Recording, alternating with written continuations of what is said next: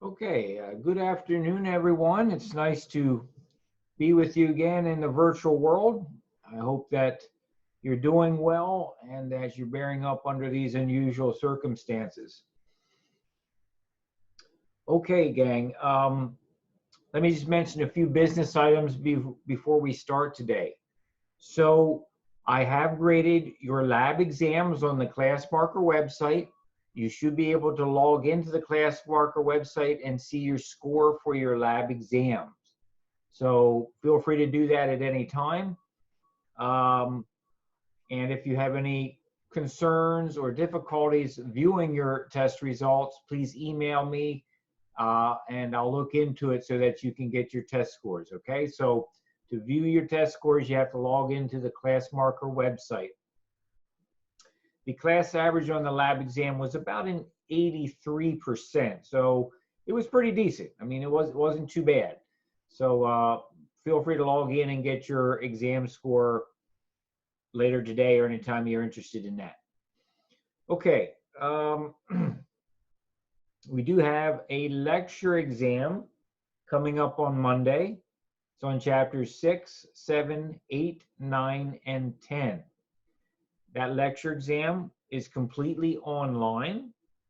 And please be advised that when you log into ClassMarker on Monday, there will be 2 exams waiting for you to complete. The first exam is the normal exam online that you expect to have with the multiple choice and fill in the blank questions. It's the exam that you've already taken for lecture exam 1, where I test your knowledge of vocab. There will be a second exam that has the essay portions of the exam. There will be a second exam that has the essay portions of the exam that you also have to complete. Okay, so on Monday, you'll be taking 2 exams on ClassMarker, one for the vocab, one for the essays. Do you have any questions at this time?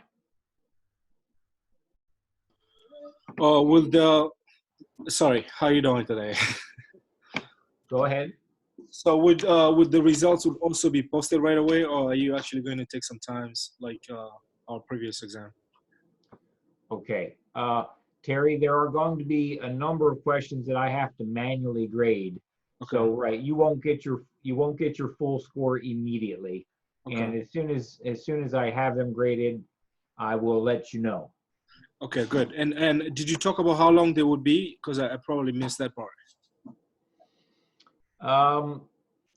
The vocab portion of the exam will be a normal test time, probably around 35 to 40 minutes for the vocab part.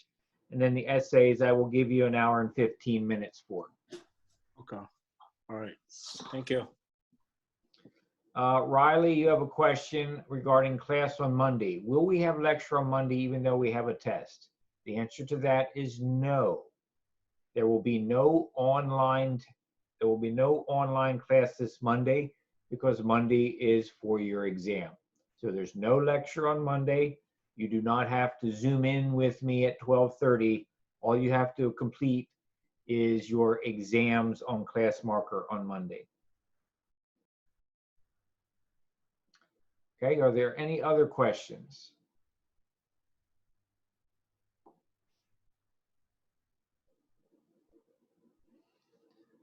Okay, gang.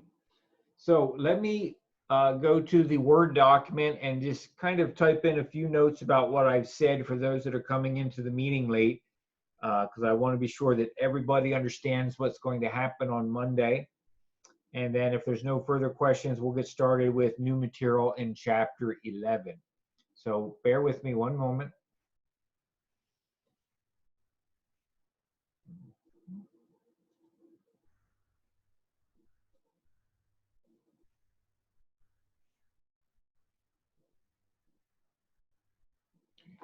All right. So feel free to type into the chat window as always, or to unmute your microphone if you have something you want to ask about. Okay. All right.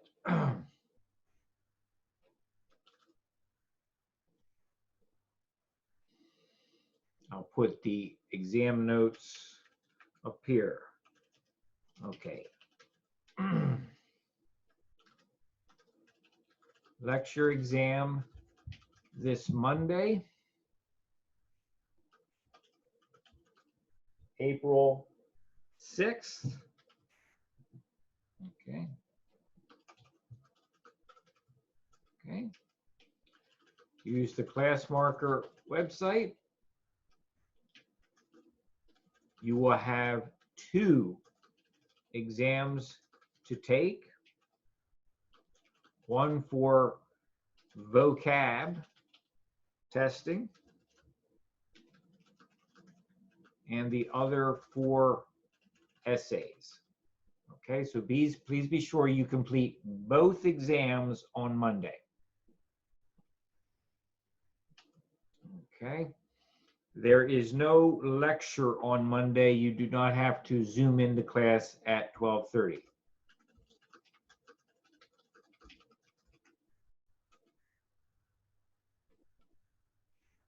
Okay, so one more time, do you have any questions on your mind, any confusion, anything that I can help clarify?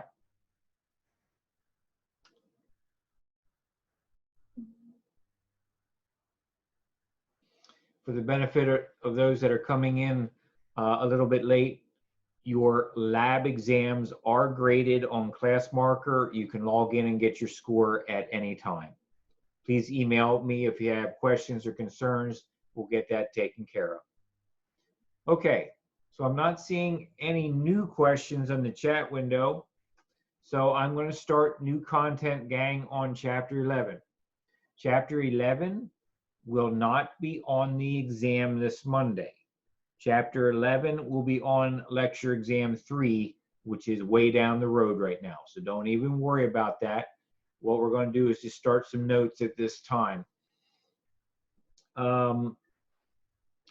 Perhaps before I do that, I should open up the floor to you. Do you have any questions about the content of chapter 6, 7, 8, 9, or 10 that may be on your exam this Monday? Let me mention to you, folks, please type in yes or no into the chat window. Did I send you the lecture exam study guide yet? Okay, so you have it. Good. All right, so you have your lecture exam study guide. Do you have any questions about it or questions about anything that you're worried about maybe on the exam?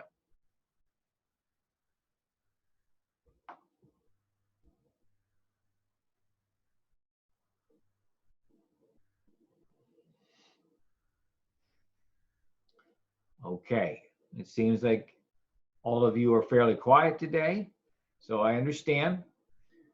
It's really hard to stay focused in these difficult times. Do your best to stay focused. Let your study time be an escape from the external stresses that we all feel right now. Okay, let's start chapter 11, which again is not on Monday's exam. The topic of chapter 11 is blood. So let's cover this. Okay, I'm going to list out some of the main functions of blood.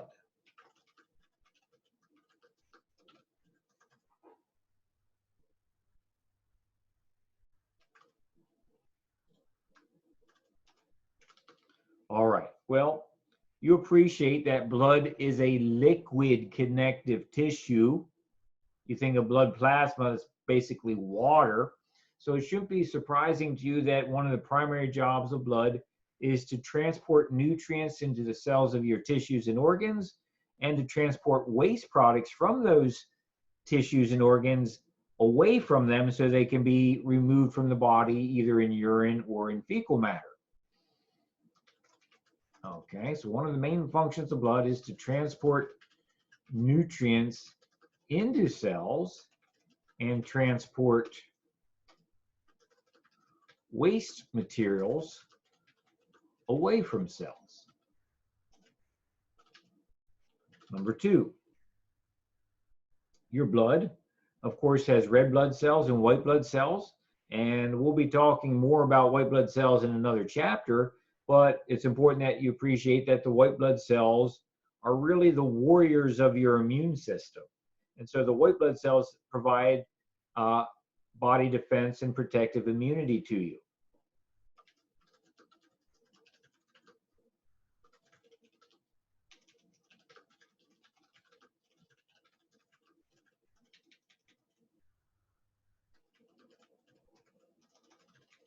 You can be certain that anybody that's unfortunate enough to be struggling with the coronavirus infection right now has an elevated white blood cell count because their white blood cells are trying to fight the virus. Okay. Number 3, your blood not only has white blood cells and red blood cells, but it also has these things that I'm sure you've heard of called platelets. And platelets are actually cell fragments that help you form a blood clot to stop blood loss when you have a wound of some kind. So platelets provide blood clotting ability to prevent the loss of blood during injury. Number 4, blood contains buffers. And buffers are substances that you may recall from your time reading chapter 2. Buffers are substances that help regulate pH. Okay, so there's a number of buffers, number of chemical buffers that are in the blood that help regulate the pH of your body fluids.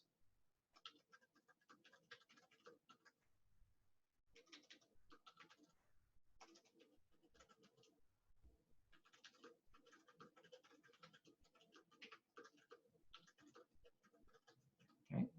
Blood contains buffers which help regulate the pH of body fluid.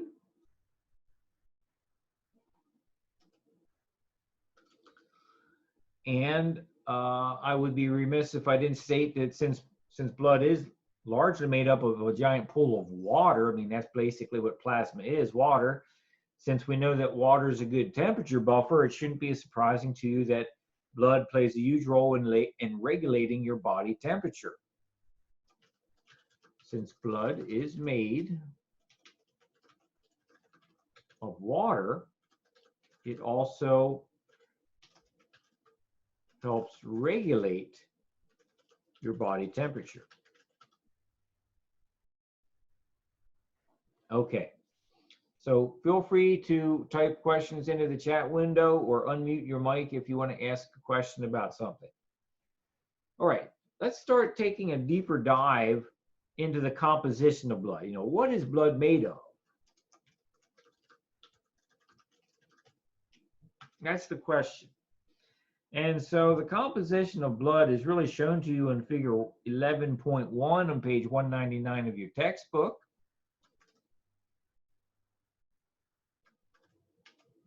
Okay. And I'll give you the short answer quickly, and then we'll go into more detail. Blood is made of plasma and formed elements. That's a short answer. Blood is made of plasma and formed elements. So what we're going to do is talk about these things in greater detail. Okay, so let's talk about the plasma.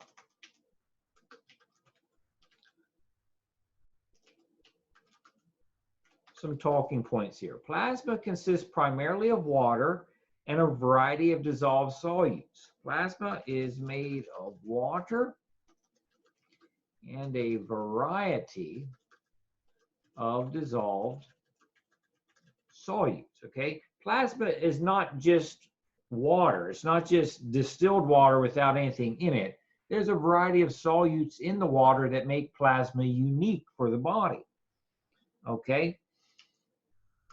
Some examples of solutes would include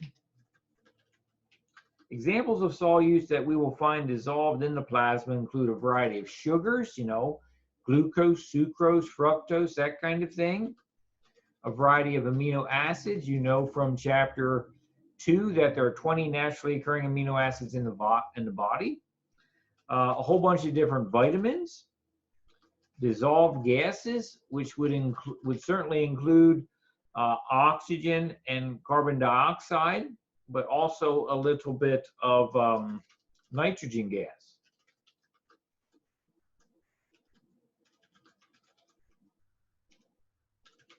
Okay, so sugars, amino acids, vitamins, dissolved gases like oxygen, carbon dioxide, and nitrogen. Additionally, a variety of ions.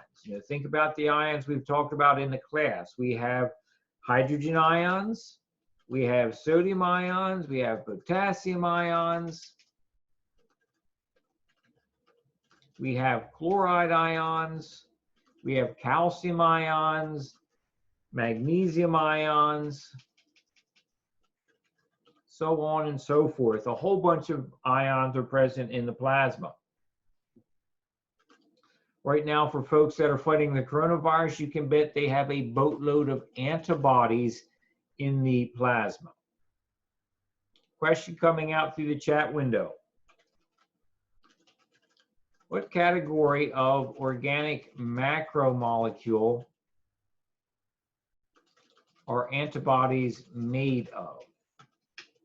What category of organic macromolecule are antibodies made of?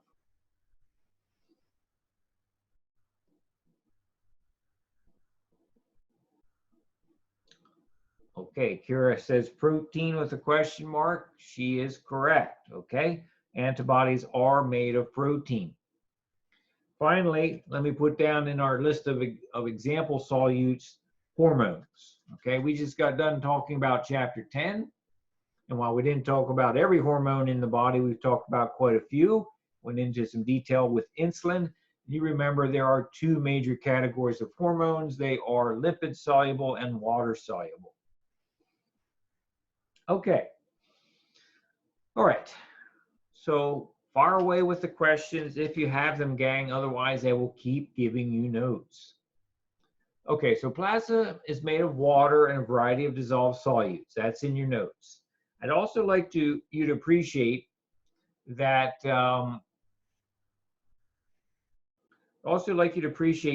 in the plasma you have what are called plasma proteins. They're special proteins that have important functions in the body. Additional solutes include plasma proteins. Okay. And we're going to list what the major categories of these plasma proteins, in fact, are. Okay. The three categories of plasma proteins are albumins, globulins, and clotting proteins. Let me take one at a time. Okay. Albumins are a category of protein that help your body maintain the proper osmotic environment for the blood cells. Proteins that are released from blood cells to help maintain a healthy osmotic environment. I won't go over osmosis with you again. We've already beaten that horse to death and you were tested on it for lecture exam 1. But you appreciate that we don't want the bloodstream to become too hypotonic, because if that happens, the blood cells will overly inflate and potentially pop. And at the same time, we don't want the bloodstream to become too hypertonic, because we'll draw too much water out of the cells, dehydrate them, and potentially kill them that way. So the albumins are released from blood cells to help maintain a healthy osmotic environment. Not too cold, not too hot, if you will. Next, we have globulins. Globulins. Okay, globulins come in two varieties, have two different functions.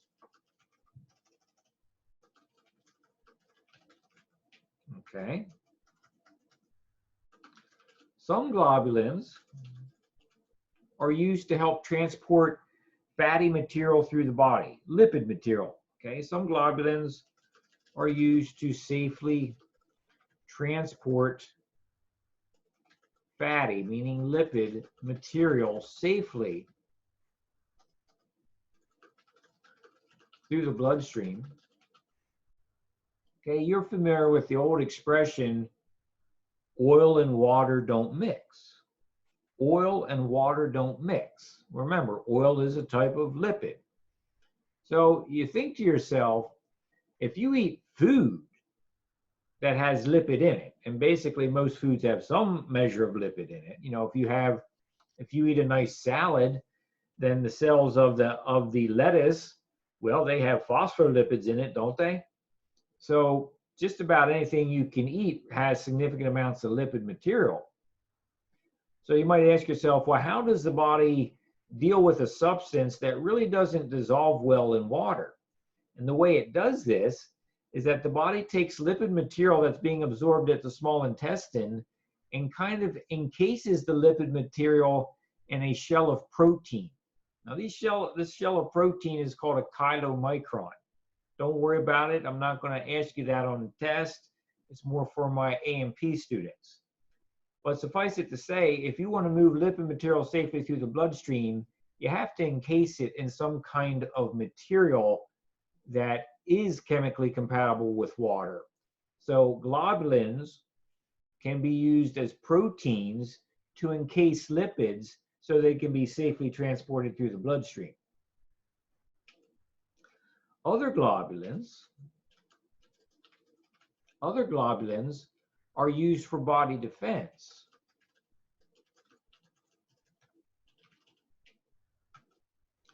So, question coming through the chat window.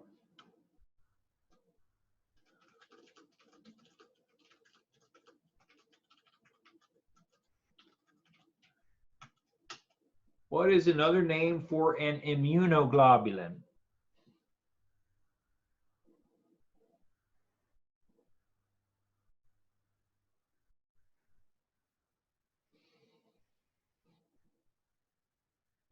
What is another name for an immunoglobulin? Anybody?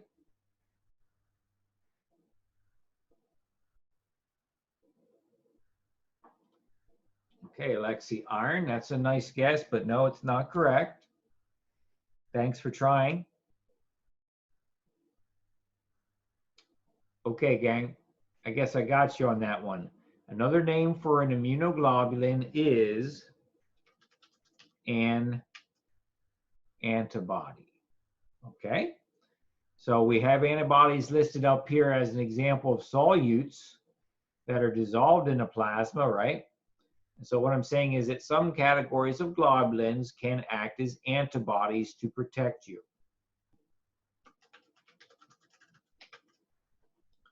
All right.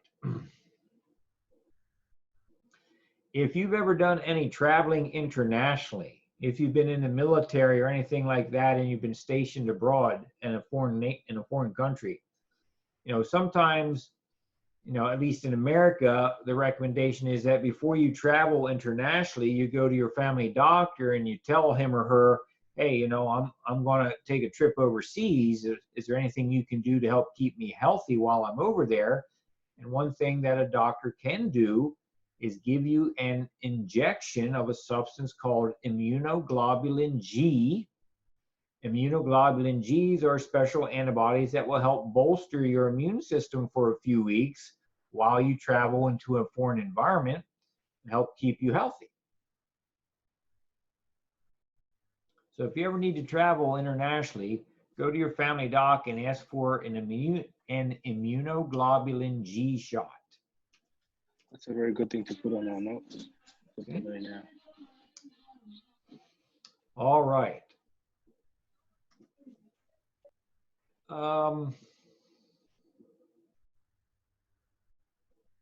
Okay.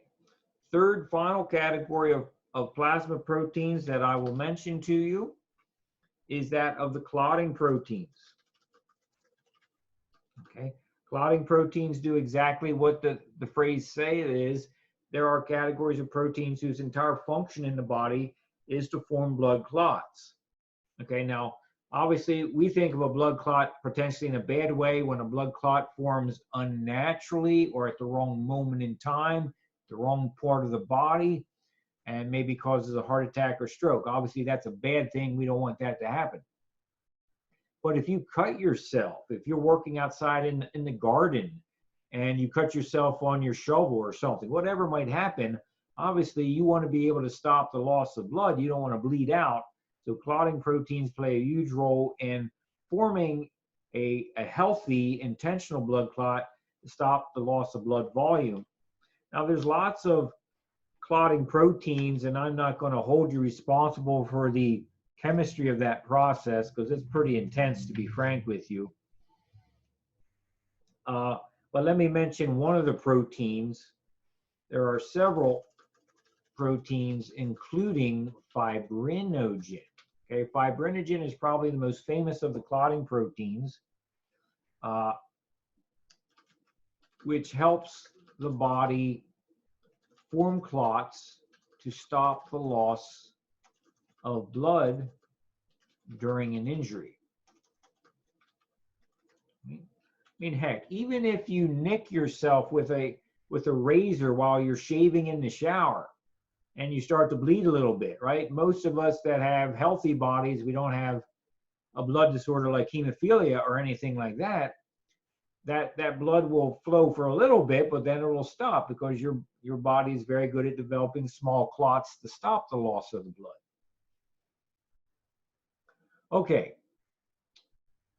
Folks, do you have any questions about your blood plasma?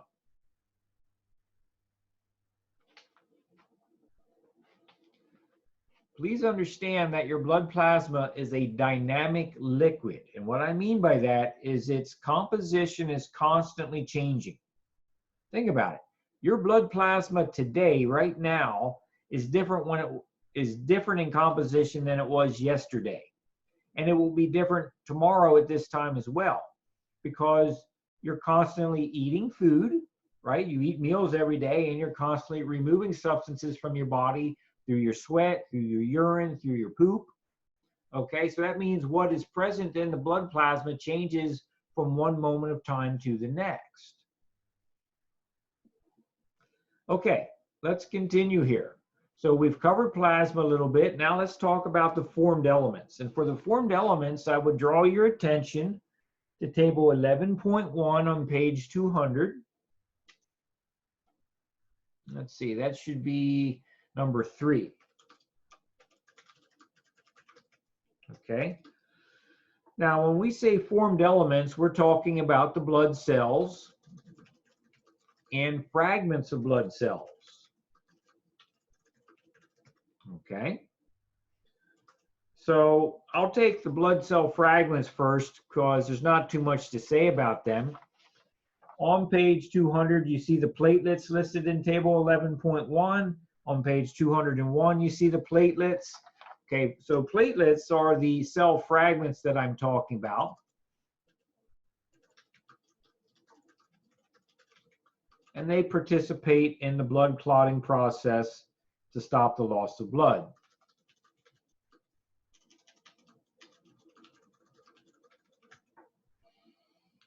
Okay.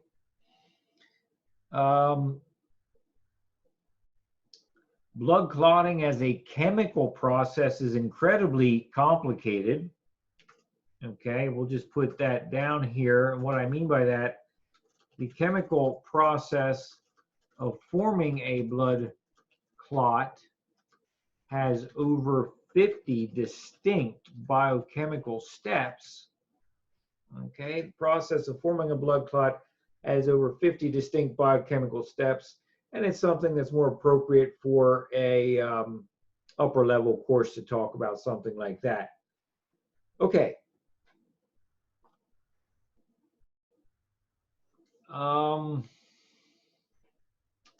Second part, let's talk about the white blood cells.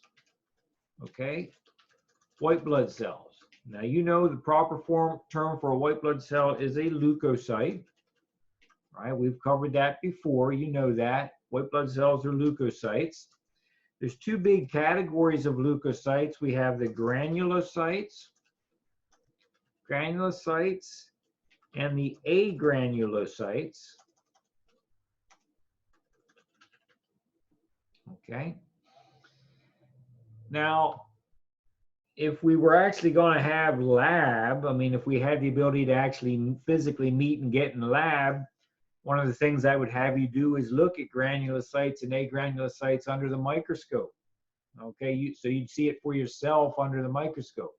The best we can do at this moment in time is refer you to pictures such as those on page 200 of your textbook. Okay, let me talk about each category here. The granulocytes, if you look at them, you notice their cytoplasm has a granular, kind of sandy, kind of speckled appearance. Notice the cytoplasm of these cells looks speckled. Okay, it looks speckled. It looks like it has little dots in it. And those speckles, 50 years ago, we didn't know what those speckles were, but we do now know what they are. All those speckles are lysosomes. Okay, so the speckling of the cytoplasm is due to an abundance of lysosomes. Okay, that shouldn't be a surprise because you might remember that I told you a long time ago when we were describing the parts of a cell that not only do lysosomes act as recycling facilities, they can also be used for cell defense, right? If a virus or bacterium tries to invade a cell, the cell may try to destroy that bacterium or virus by passing it through the wood chipper, the lysosome. Okay, so there's many different types of, yes. Oh no, I was just gonna say that I was taking notes and then I was on A platelets. If I could just take a picture of that real quick and then we can come back to this. Do you need me to go slower, Terry? Yes, but also just to go back on platelets. I was just going to take a picture of that and continue with my notes as you go. Okay, am I going too fast? A little bit, but I'll take a picture and then you can just keep on going. Because what I'm doing is I'm taking pictures and then I'm copying as you're going. Okay, okay.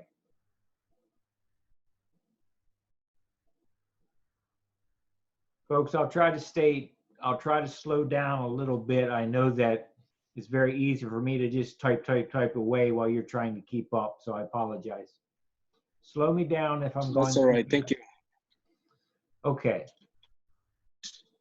All right, so the granulocytes. Let's take a look at table 11.1. Notice that there are neutrophils. This is a type of granulocyte.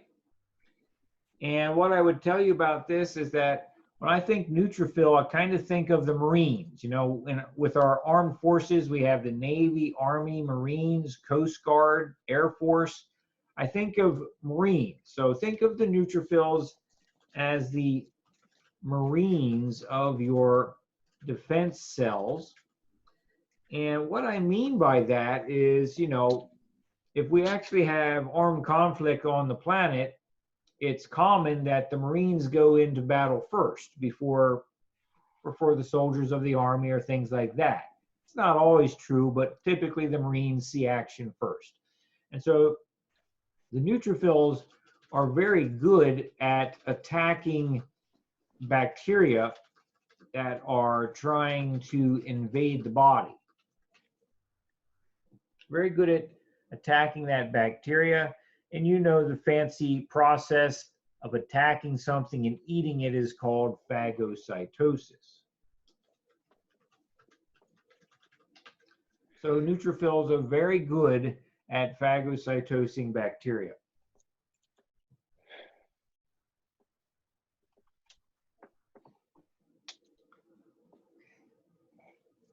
Terry, do you have a question?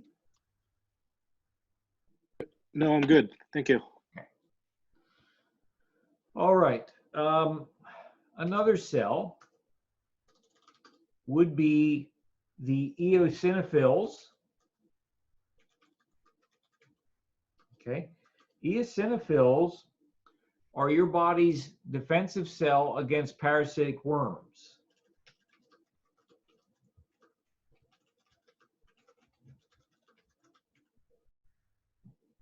Now, certainly you might say to yourself, sitting at home, you might say to yourself, well, that's kind of silly because, I've never had a parasitic worm as far as I know. And that's probably true because we're blessed to live in 2020, where at least in America, you tend to have access to clean drinking water and at least fairly safe food supply. But the reality of it is, that's not always been the case, right? Our ancestors roamed around the planet for many, many, many years in the past where they did not have access to clean drinking water or safe food supplies, and they may have picked up parasitic worms at numerous locations. So over time, Mother Nature created this cell we call an eosinophil, and it will defend your body against parasitic worms. So when you think parasitic worms, have any of you ever had to have your dog treated for heartworm infection? Okay. That's the kind of worm I'm talking about. If you go to Google Images and type in heartworms, be prepared to see some fairly gross images of what a worm can actually do to a heart. Okay. So that's what I'm talking about when I say that eosinophils protect us against parasitic worms. Now, obviously, our defenses are not perfect. If they were perfect, we'd never get sick. But obviously, we do get sick. So sometimes the defenses get overwhelmed by the attacker and sometimes we need medical help. Okay, so I have a question for you that I will put in the chat window. Please type yes if you feel a little tired today. Please type yes if you feel a little tired today. Okay, so a lot of people said yes. It's if you really don't feel tired, that's okay. But so most people said yes. Folks, I'm here to let you know that being tired is one of the primary symptoms of a parasitic worm infection. That's both truthful and kind of a joke, gang, okay?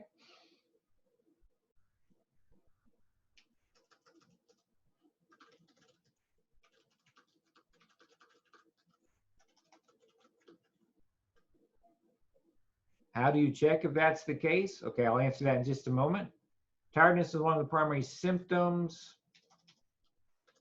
of a parasitic worm infection. Okay. If you wanted to know if you have a parasitic worm infection, you would take a blood test, Carlos. And typically the first indication of a parasitic worm infection is that the population of your white blood cells called the eosinophils would be higher. That would be the first clue to the doctors that you're dealing with a parasitic worm.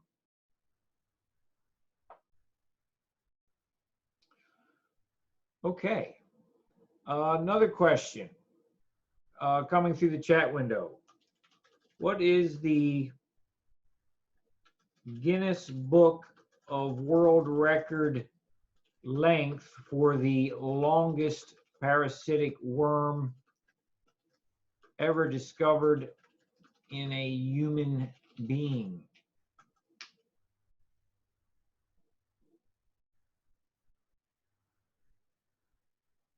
Anybody?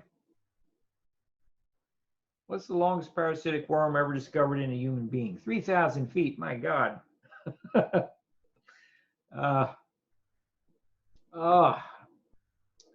Yes.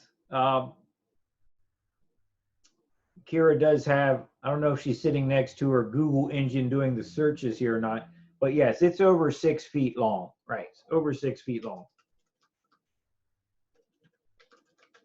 And typically these long parasitic worms end up getting trapped in the intestinal tract, the small intestine, the large intestine, and just growing to ridiculously large sizes. Basically, since your body's passing food through that space every day when you eat meat, when you eat a cheeseburger or whatever, you're basically feeding the worm and it just lives in your intestinal tract. Sounds very pleasant, doesn't it? Okay, so So would eosinophil, you? I'm sorry, I do have a question about worm. go ahead. Would you consider the pork tapeworm to be also one of the largest worm? Apparently, it also creates a lot of appetite. Yes.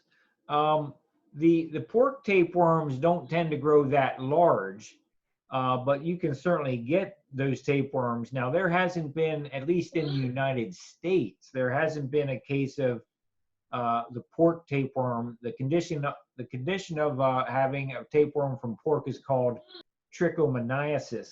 There hasn't been a case of that in the past 50 years in the United States. All right, thank you. Okay, any other questions, gang?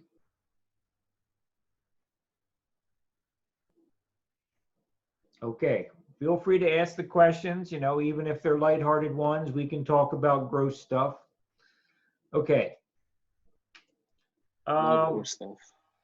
Gross stuff. Yes, we like gross stuff. Okay, so the next type of granulocyte is a basophil. And what I'll mention about the basophils is that these are cells that have the ability to release histamine. Can anybody tell me what histamine will do?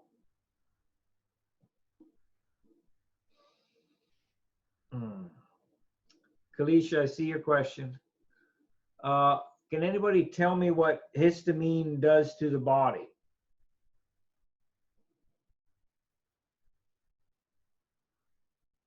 Well, okay. Kira says it's an inflammatory agent. Not really.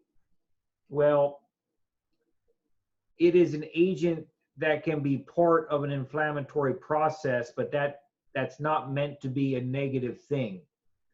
What I'm trying to get at is histamine actually dilates blood vessels. And the dilation of blood vessels can be something that does in fact happen during inflammation.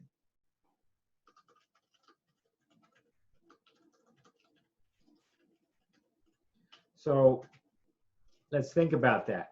The reason we would want to dilate our blood vessels, which, dilation means we open up or widen the blood vessels, is that by opening up or widening the blood vessels, we can increase the blood flow to a problem site that might be fighting an infection. And by increasing the blood flow to the problem site, we can bring more defense cells into that space to help fight the infection.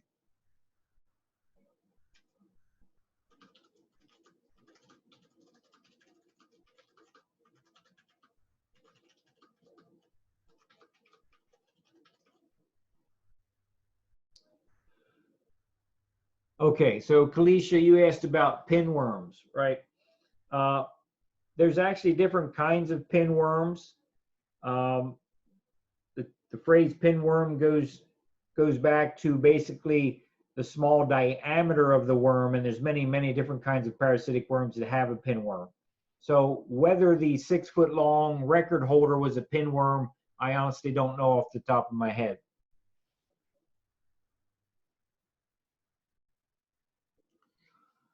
Okay.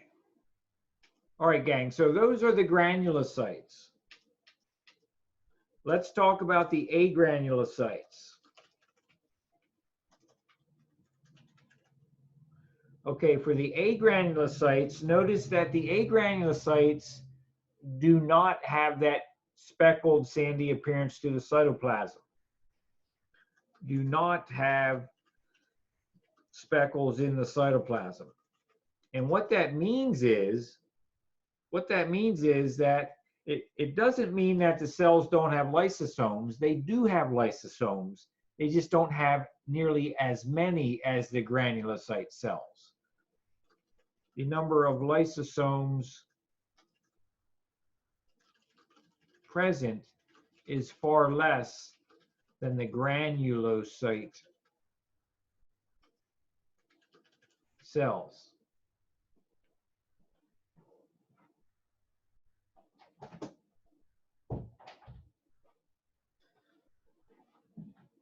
Okay, well, let's see, there's two big categories of agranulocytes that I would want you to be familiar with. and they are monocytes. Okay, monocytes are basically baby macrophages. These are baby macrophages.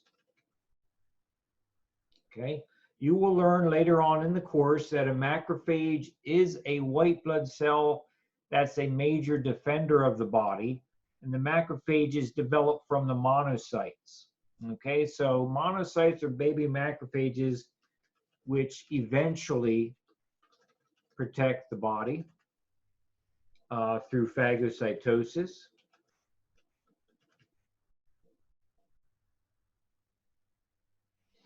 And I'm going to slow down for a moment.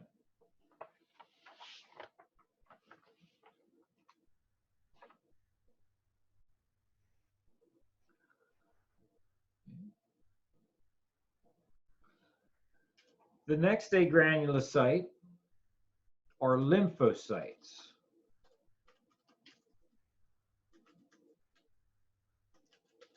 Okay, now there's two types of lymphocytes. Let's see here. We have B lymphocytes, which are sometimes simply called B cells.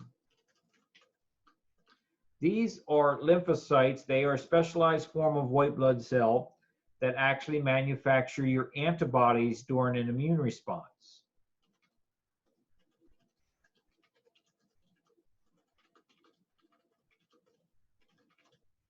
Manufacture antibodies during an immune response.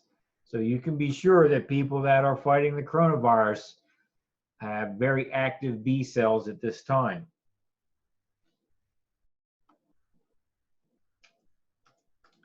In addition to the B lymphocytes, we have the T lymphocytes. Okay, the T lymphocytes, also sometimes simply called T cells.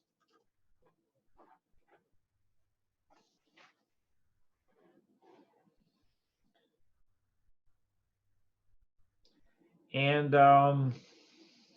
what should I tell you about this? The T cells are a little hard to describe until we actually talk about the immune system in chapter 13. But if I had to give you a rough idea, you should think of the T cells as the equivalent of CIA hitmen that go out and actually physically attack and destroy bacteria, fungi, any pathogen that's trying to make you sick. These T cells are going to chemically stick a knife in them and try to kill them. Okay, so think of these as the hitmen of the immune system.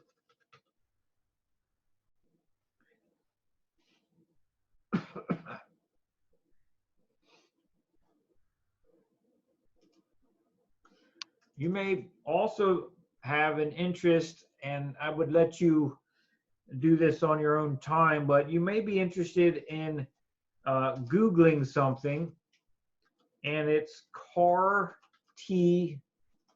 It's something called CAR-T. I'm not sure how it would come up in the Google, but this is short for chimeric antigen receptor therapy.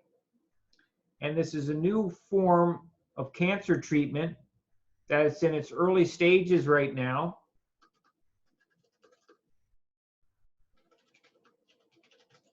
And the basic idea is that if you're suffering from cancer and you find a hospital or lab that's willing to do this procedure for you, they will remove T cells from your body. They will genetically modify those T cells to have a receptor, meaning a protein on their surface, that can better able detect and attack and destroy the cancer that's making you sick. It's the latest thing in cancer therapy. It's not very widespread yet. You can't get it at all locations. It's very expensive, but I truly believe that this is the future for cancer therapy in America and the world. I mean, 25 years from now, everybody's going to be treated with this kind of therapy we're not going to be treating with radiation and other toxic chemicals through chemotherapy.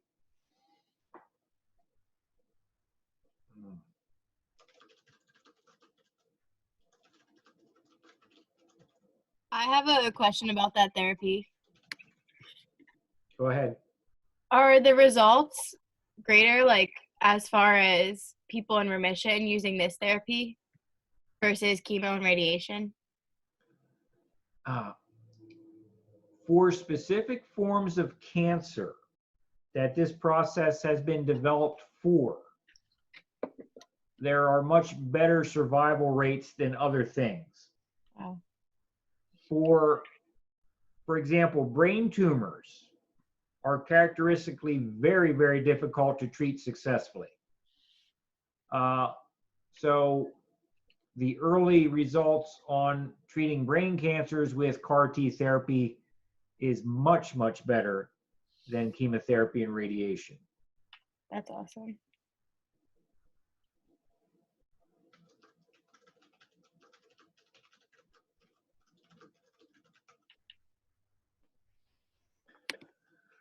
Okay, so those are the lymphocytes, gang, which are types of agranulocytes, which are type of leukocytes. Okay, any questions before we continue?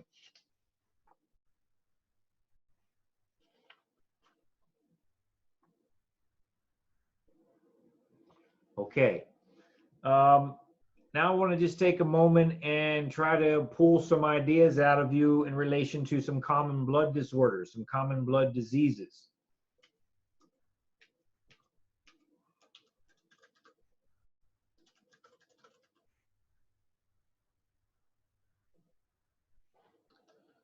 Okay, so the first one I will talk about and I will ask you about is anemia.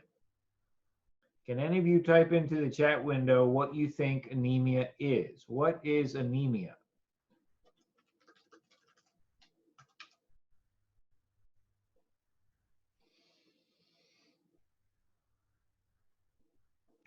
Okay. Is there a condition in which the blood doesn't have enough healthy red blood cells? I might have heard about this from a TED Talk.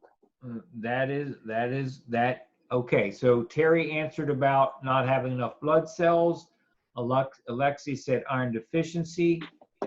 Kira, you mentioned low red blood cell count. And let me say that those are okay answers, but what you've all done is tell me what a potential cause for anemia is, but you didn't tell me what anemia actually is. You've told me a cause, you didn't tell me what it is.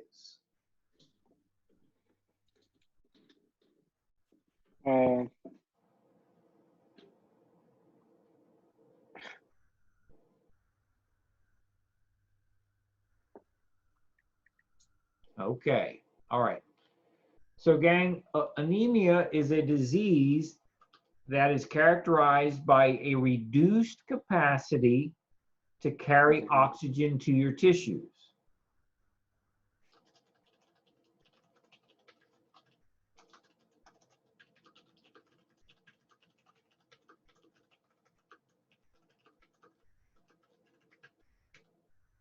Anemia is a disease characterized by a reduced capacity to carry oxygen to your tissues.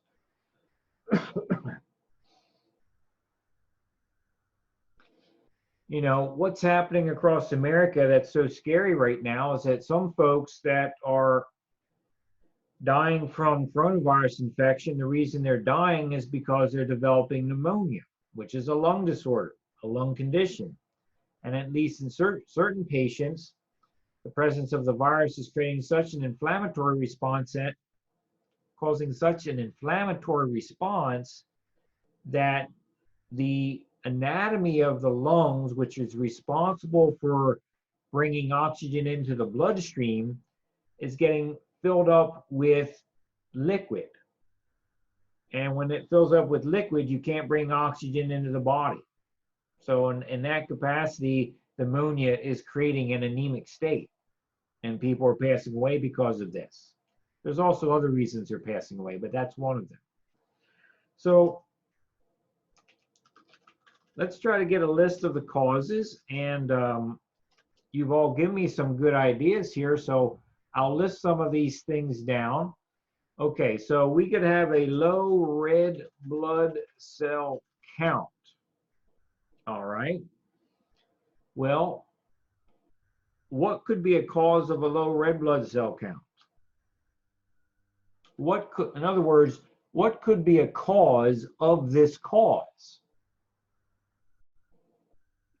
Well, when I was 16, I was anemic, and it was just because I was losing so much blood all the time. So, Okay, so all right. All right, so you might have some conditions where you're losing blood volume, which is reducing your blood cell count. Okay.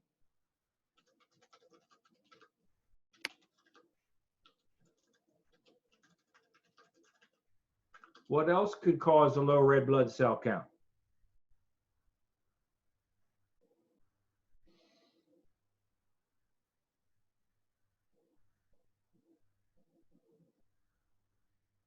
Well, tell me this, gang.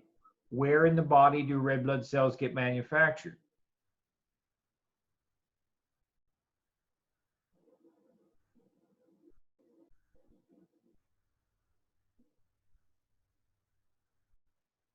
One, you know that.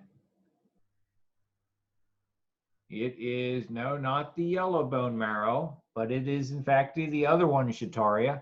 Okay, so we might have a problem with the red bone marrow. Maybe there's something wrong with the red bone marrow.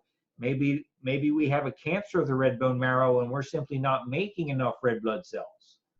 So it could be a problem with the red bone marrow. Is kidney failure also considered one of the causes? Well, not traditionally, not for not for a red blood cell count. Why do you ask, Terry? I was just wondering. Okay, yeah, no, not a kidney malfunction. Okay, that no. Well, let me back up on that as I think about that. The kidneys do release a hormone which stimulates red blood cell production in the bone marrow, so that is a possibility actually. So we could say that kidney malfunction, where kidney don't release a special hormone called, does anybody know what the special hormone's called?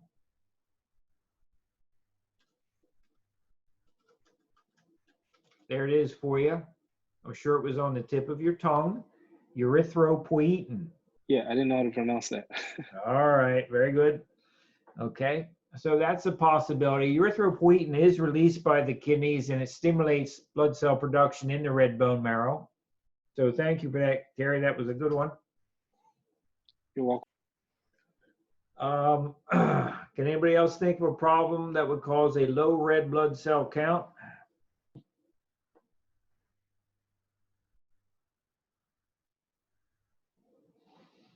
Well, here's another possibility. What if your bone marrow is making enough red blood cells, you're making them, but what if then the ones that are getting made are getting destroyed and broken down abnormally fast? What organs of the body are primarily responsible for breaking down and recycling your red blood cells?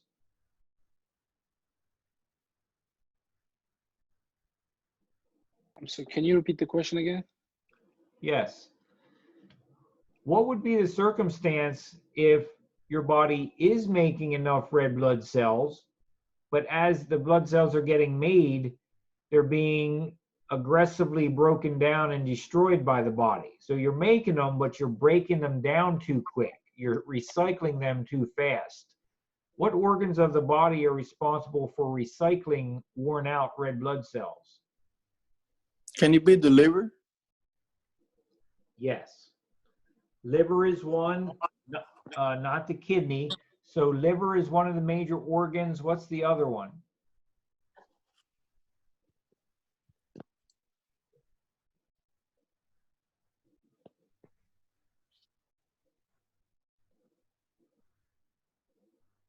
Well, it would be not the pancreas. Good guess. No, it would be your spleen. So we could have a problem with the liver and or spleen recycling red blood cells too rapidly.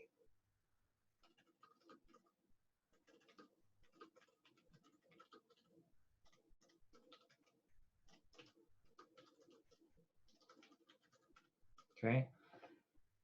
So folks, all I'm trying to do at this point is show you that even a cause of anemia, such as a low red blood cell count, can itself be caused by many different potential problems.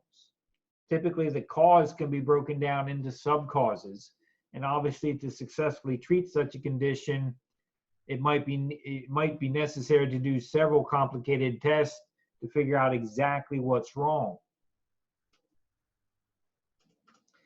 Okay, so now there's another potential cause of anemia that some of you wrote in the chat window, and it was the lack of iron.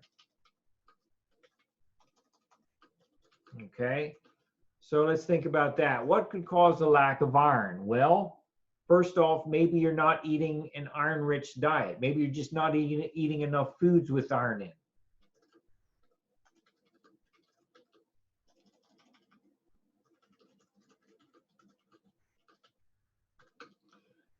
Also, you could have a lack of iron in the body because you're also experiencing some kind of blood loss. You know, this sometimes occurs with the gals during menstruation.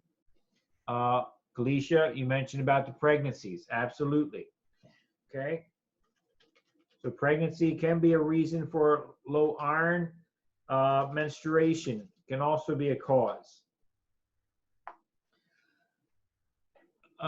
What else could be a cause of low iron? Can stress be a cause at all? Can stress be a cause? I would say yes to that, but you know, stress, even though as human beings, we experience stress as sort of this emotional state with our brain, you appreciate that stress really is biochemical in nature. So when you feel stressed, there are biochemical changes in the body. So could stress be something that causes a lack of iron? Yes, it could, but there's something at the biochemical level that's causing that low iron that is precipitated from the stress. When I was anemic, the stress caused me to have like a really heavy period for over 4 months at a time. And that's when I lost like all my blood and was severely anemic. Okay. Thanks for sharing with us that. That's absolutely the case. Stress can do some amazingly unbelievable things to the human body. Can hemorrhoid cause lower iron in the body? Please type that into the chat window, Terry. Okay.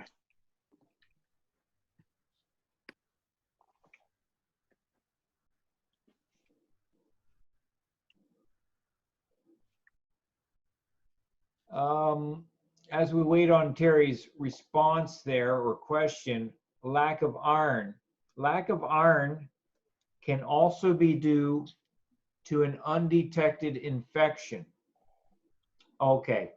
I couldn't pick up that word you were trying to say, Terry. Hemorrhoids.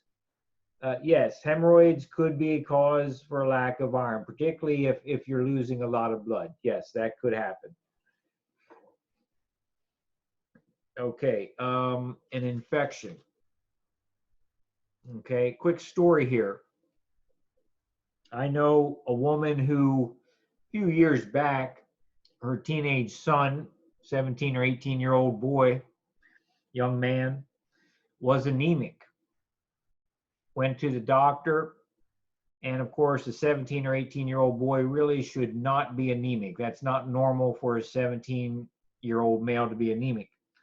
So they did all these complicated tests on the boy over a period of several months, and all the tests kept coming back negative, and they couldn't figure out what the heck was wrong with this young man. And so finally, in exasperation, after months and months of tests, the doctor said, I really don't know what's causing the anemia, but based on a hunch, I'm going to prescribe a broad spectrum antibiotic to your son. And lo and behold, 2 weeks later, he was not anemic anymore. There was some kind of subclinical infection in that young man's body that couldn't be explained by typical exams, and the only thing that cleared it was a 2-week course of antibiotic. So very, very weird things like that can definitely happen.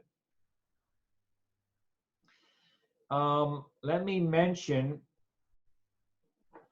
just because I'm sure you've heard of it, let me mention sickle cell anemia. In sickle cell anemia, the red blood cells are not able to do their job properly because they change their shape into an unhealthy shape. This occurs when this happens.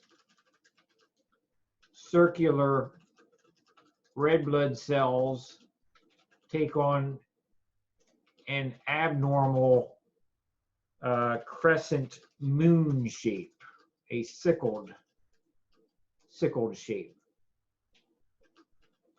Okay. This occurs, as you may know from other reading you've done, this occurs because of a mutation in the hemoglobin molecule.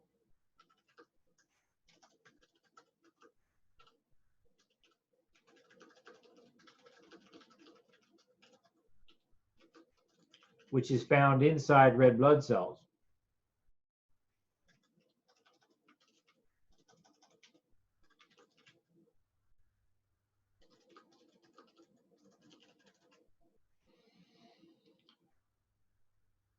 Okay, what makes sickle cell anemia very difficult is that red blood cells are supposed to pass through the body single file through these really, really tiny blood vessels called capillaries.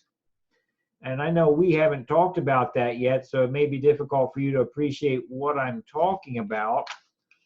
But let me see if I can find a quick picture of a capillary bed for you.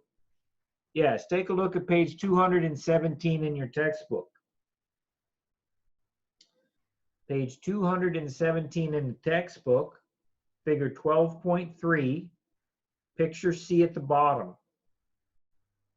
You can see in picture C of figure 12.3, page 217, that you have blood cells running through a very tiny blood vessel called a capillary. If the red blood cells take on this unusual sickled shape, then they actually get caught inside the blood vessel and the blood cells get backed up and they can't circulate properly. What that will do is cause the blood vessel to swell, which will create pain in the patient. The person is going to feel pain because the blood vessel is swelling. And then if it's bad enough, the blood vessel might in fact rupture and all of a sudden you have internal bleeding. So that's not a pleasant thing. Okay, gang. So that's anemia. Any thoughts or questions about anemia?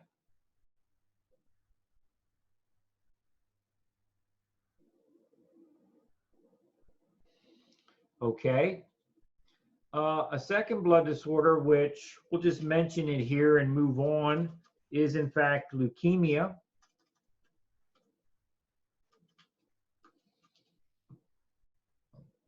Leukemia is a cancer of the white blood cells.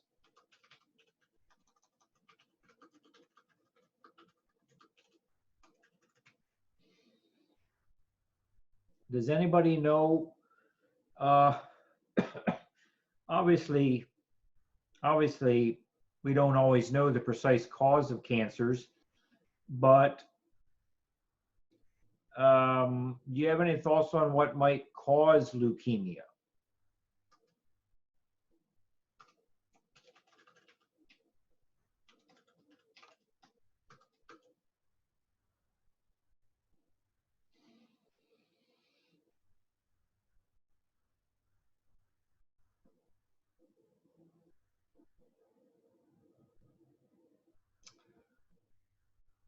Well, okay. Leukemia is a cancer of the white blood cells. So where inside the body are the white blood cells manufactured?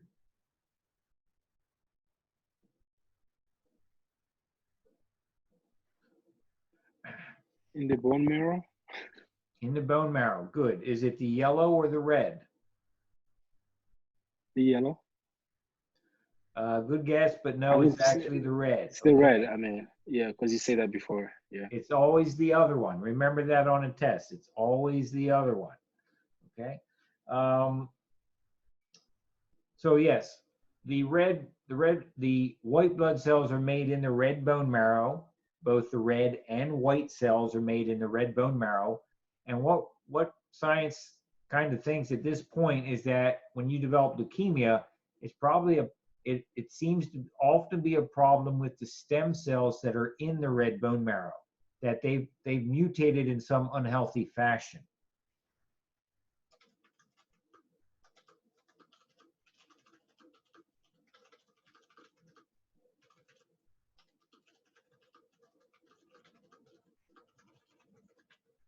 Thought to be caused by mutations in the stem cells found in the red bone marrow. Now, as nice as it may be to kind of understand the basic cause, that still is a huge distance away from being able to do anything meaningful about it to cure the patient.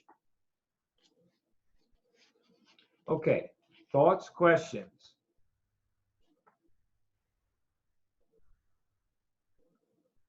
Okay. All right, gang. What we're going to do next, and I'm looking at the clock here, what we're going to do next is talk about the blood types. And so that takes us to page 206, 207, 208. And I don't know if I can finish this topic, but we'll get it started at least. Okay. The blood types.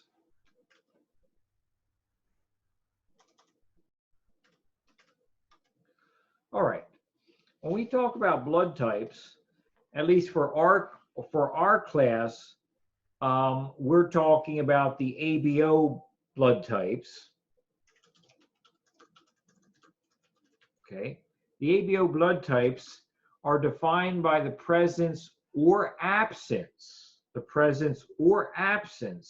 of specific molecules on the surface of the red blood cells that people have in their body. These types are defined by the presence or absence of specific molecules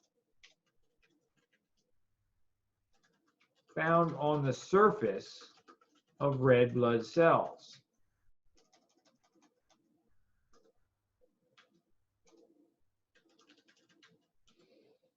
Okay. All right. So let's see. Folks, I think I'm going to pause there because the very next thing I want to do with you is do some drawing. As bad as my drawing is, I really like to be able to draw this out, and I know I can't complete that in less than a minute that we have left. So I think I'm going to pause here, and let me ask you if you have any questions at this time, either about today's lecture on the blood or about anything that's going to happen for your exam this coming Monday. Do you have any questions?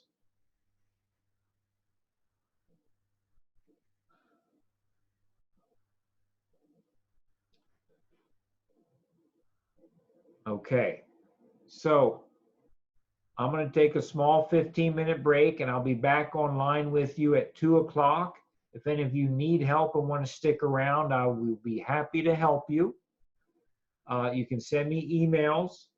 Remember, on Monday, you have your lecture exam to take. And when you log into ClassMarker, there will actually be 2 exams. One of them will be the normal exam that you're used to online, where you test your knowledge of vocab. So that will have the multiple choice and fill in the blank questions. And then the second exam is going to be the essays that I normally give you in class, but now need to give you online because of our travel restrictions. Okay, do you have any questions? Okay, gang. I'm good, yeah. Yes, Terry? No, I said I think I'm good. Okay, thank you, Terry. Folks, be safe out there. Use good judgment when you go out because things are pretty serious right now. And if I don't speak to you today, have a good weekend. And don't forget, Monday you test, and there is no lecture on Monday. No lecture on Monday. So I'll be back with you in 15 minutes at 2 o'clock, gang. See you then. Uh, Terry, did you have a question? yes, I was just going to ask about the study guide. It's in one of the emails, right? The emails you sent last week or the week before? Yes, it should have been with the Monday email. Okay, awesome. Got it. Thank you. Okay. See you in 15 minutes, folks.